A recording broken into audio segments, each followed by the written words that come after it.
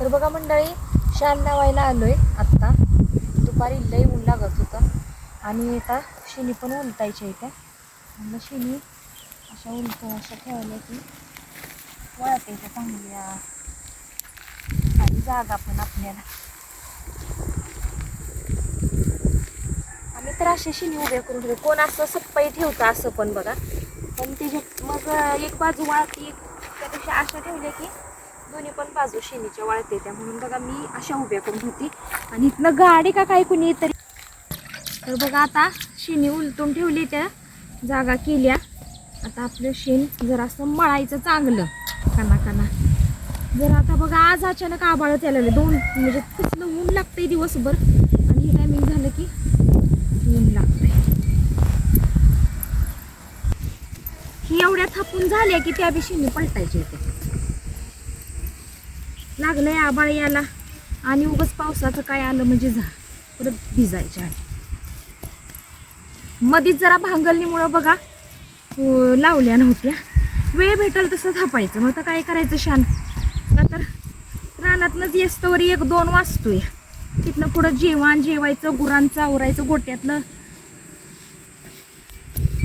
मग आता वेळ भेटला म्हणलं थापाव्या शिव.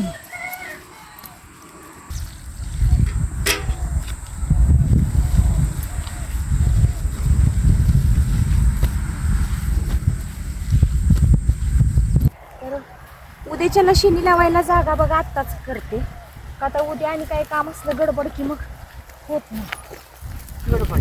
मग असं आणि जागा पण वाढेल ना, मग अशा लावायच्या.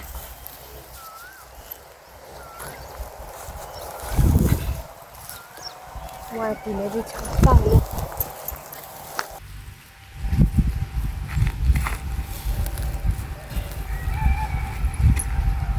तर बघा मस्त अशी जागा केली आहे. का तर आता उद्याच्याला यायचं आणि शेण मळायचं आणि नुसतं थापायचं. अशी जागा करून ठेवली की पटकन होतं.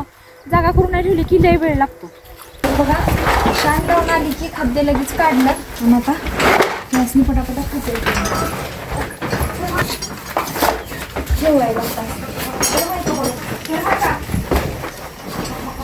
तर बघा असं पटापटा टायमिंग ठेवायचं. आता खाद्य खाऊन झालं की बाहेर पाणी दाखवायचं आणि